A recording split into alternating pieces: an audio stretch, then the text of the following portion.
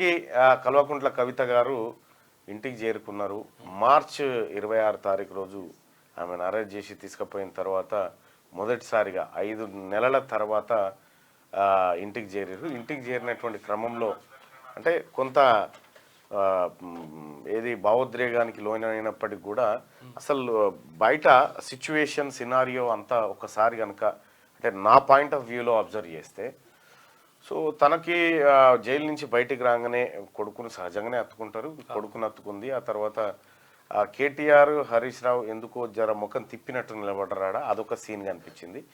రెండో సీన్ ఏంటంటే సో కేసీఆర్ ఇప్పటి వరకు గలవలే, వచ్చినప్పటికి కూడా మరి ఫోన్లో కూడా మాట్లాడి ఉండొచ్చు, ఇంటికి కూడా రాలేదు.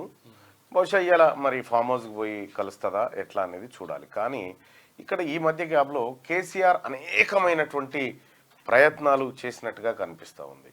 కేసీఆర్ చేసిన ప్రయత్నాల్లో చాలా సూక్ష్మ స్థాయిలో నుంచి కనుక అబ్జర్వ్ చేస్తే జైల్లో 5 నెలల కాలం పాటు ఉన్నటువంటి ఒక మహిళ, ముఖ్యంగా మనలాంటి మొండోడైతే ఏం కాదు కానీ ఓ మహిళ ఉంది. మహిళ మొదటిసారిగా జైలుకు పోయి 5 నెలల కాలం పాటు అందులో ఉండడం అంటే మానసికంగా చాలా వీక్ అయిపోయి ఉంటారు.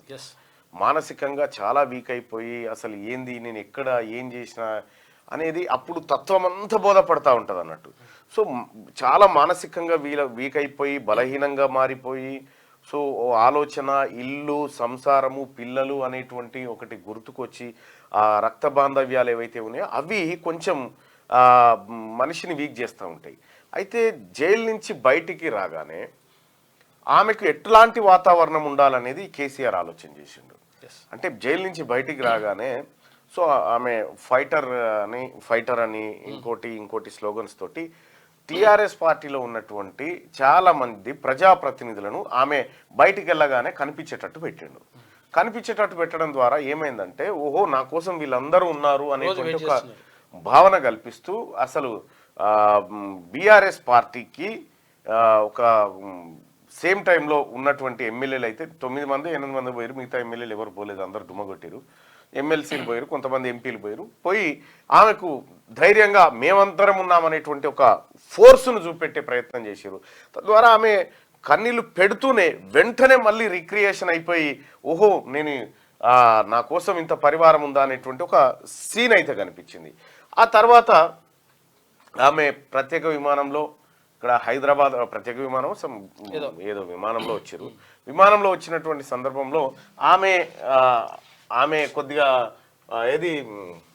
ఆమె పరిస్థితి ఎట్లా ఉందంటే కొద్దిగా నేను వచ్చేసిన అమ్మ ఎన్ని రోజులైంది అనేటువంటి ఒక ఫీలింగ్ ఆమెలో కనిపిస్తూ ఉంది. వాళ్ళ కొడుకు తర్వాత వాళ్ళ అన్న వీళ్ళందరూ కలిసి వస్తూ ఉన్నారు. సో ఇది కవిత గారు నిన్న వచ్చినటువంటి సందర్భంలో. అయితే కేసీఆర్ని ఎందుకు గెలవలేదు అంటే కేసీఆర్ వాస్తవానికి కూడా కేసీఆర్ను కలుస్తారని అనుకున్నారు. బిడ్డ ఎట్లున్నామని చెప్పి చాలా టీవీ ఛానళ్ళు అడిగినాయి, నిజంగానే అడిగి ఉండొచ్చు. కానీ పోయిన తర్వాత ఇప్పుడు కేసీఆర్ను కలిసిన తర్వాత సీన్ ఎట్లా ఉంటుంది, కేసీఆర్ను కలిసిన తర్వాత సీన్ ఎట్లా ఉంటుంది. సో తండ్రి అంటే సహజంగానే ఎవరికైనా ప్రేమ, ఆడబిడ్డ అంటే తండ్రికి విపరీతమైన ఇష్టం, ఇంకా ఇష్టం ఉంటుంది అన్నట్టు. సో కవిత అంటే కూడా సహజంగానే ఇష్టం ఉంటుంది. కాబట్టి మరి కవితకు కేసీఆర్కు ఉన్నటువంటి బాంధవ్యం ఏదైతే ఉందో ఇది బాంధవ్యం అంతా మనకు క్లియర్గా ఇక్కడ అన్న చేయి పట్టుకుంటుంది చూడు.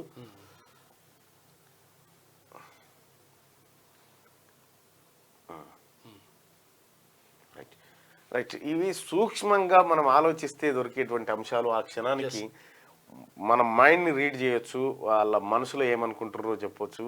ఇది కొంత లాజిక్స్ ఉంటాయి కొన్ని. అయితే విషయం ఏంటంటే జోగిన్పల్లి సంతోష్రావు వచ్చిండు కదా, ఆయన చాలామంది వచ్చారు. అయితే కేసీఆర్ను కలిసిన తర్వాత ఎట్లా ఉంటుంది ఆ సీన్ ఎట్లా ఉంటుంది అంటే కేసీఆర్ చాలా క్యాజువల్గా కనిపించే అవకాశం ఉంది. అంటే మీడియాకు సరే బయట లోపల ఉన్నా కానీ చాలా క్యాజువల్గా కనిపించేటువంటి అవకాశం ఉంటుంది. కవిత గారు కూడా ఏముంది నాన్న ఇట్లా పోయి అట్లా వచ్చిన అనేటువంటి యాంగిల్లోనే ఆ కలయిక ఏది ఆ తండ్రి కూతుర్ల బాంధవ్యం మనకు బయటి సినారియో కనిపించేటువంటి సీన్ అయితే ఇదే కనిపిస్తుంది అనుకుంటున్నాను నేనైతే. ఎందుకంటే సహజంగా అది ఉంటుంది. అయితే సరే ఈ కేసులో కేసీఆర్ బిడ్డను కలవలేదు, 5 నెలల పాటు కనీసం తొంగి చూడలేదని మనం మాట్లాడుకున్నాం, చాలా మంది మాట్లాడుకున్నారు, చాలా మంది చర్చ పెట్టారు. కానీ కేసీఆర్ ఏం చేసింది 5 నెలల కాలం పాటు? కేసీఆర్ తన ప్రయత్నాన్ని ఎక్కడ విరమించుకోలేదు. అవసరమైతే ఎంపీ సీట్లను పోగొట్టుకోవడానికి సిద్ధపడ్డాడు, కానీ కూతురును రక్షించుకోవడానికి అనేక ప్రయత్నాలు చేసిండు. ఆ ప్రయత్నాల్లో భాగమే భారతీయ జనతా పార్టీ 8 ఎంపీ సీట్లు గెలుచుకోగలిగింది. బీఆర్ఎస్ పార్టీ గుండు సున్నా పోగా వెళ్ళిపోయింది. అయితే కేసీఆర్, కేటీఆర్, హరీష్ రావు వీళ్ళకు ముందే తెలుసా ఇవాళ బెయిల్ వస్తుందని? ఒకవేళ ముందే తెలిస్తే ఎవరు వీళ్ళకు సమాచారం ఇచ్చింది? మరి వెంటనే అందరు ఎమ్మెల్యేలు, అందరు ఎమ్మెల్సీలు వీళ్ళందరూ పోయి అక్కడ ఉండి బెయిల్ వచ్చే సంగతిని ముందే ఎట్లా పసిగట్టగలిగారు అనేది ఒక చర్చ.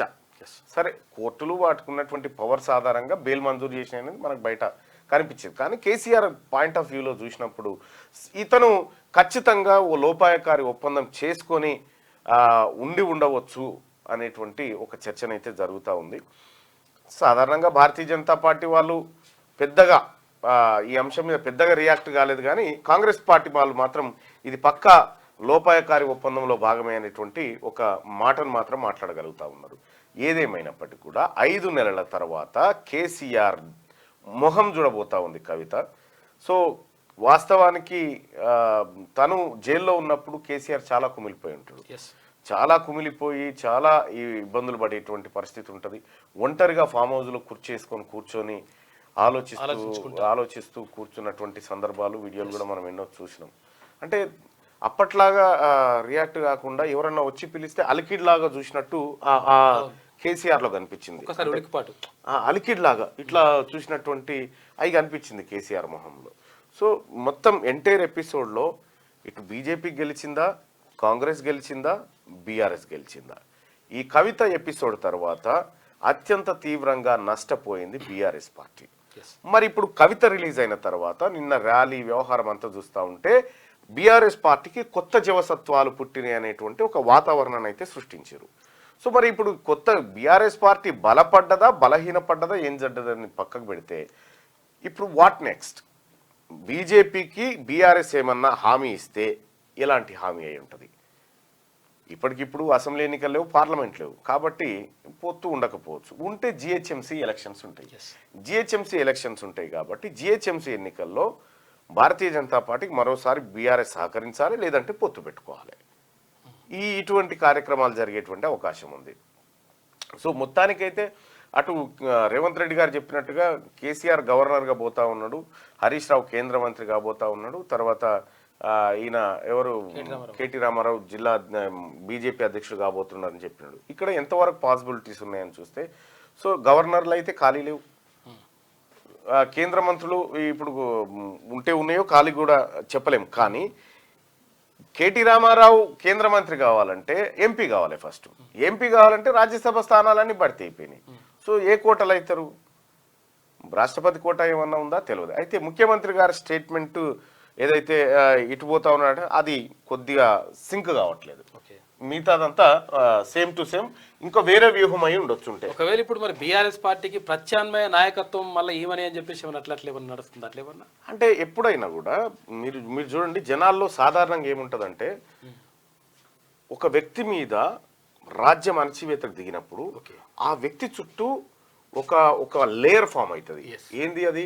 సానుభూతి అనేటువంటి ఒక లేయర్ ఫామ్ అవుతుంది.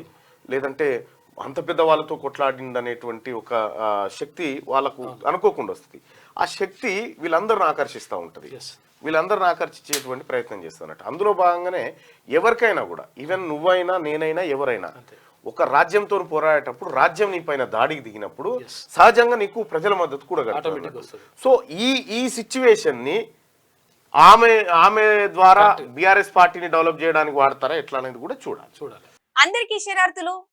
పెన్నుతో మీకు మంచి సోపతుందా? తెలంగాణ యాసలో ముచ్చట్లు రాయడం మీకు తెలుసా? మీలాంటోళ్ళని ఎత్తుకుతుంది మా క్యూ న్యూస్. మరి ఆలస్యం చేయకుండా మాకు ఫోన్ చేయండి. 8688892608. లైక్ చేయండి.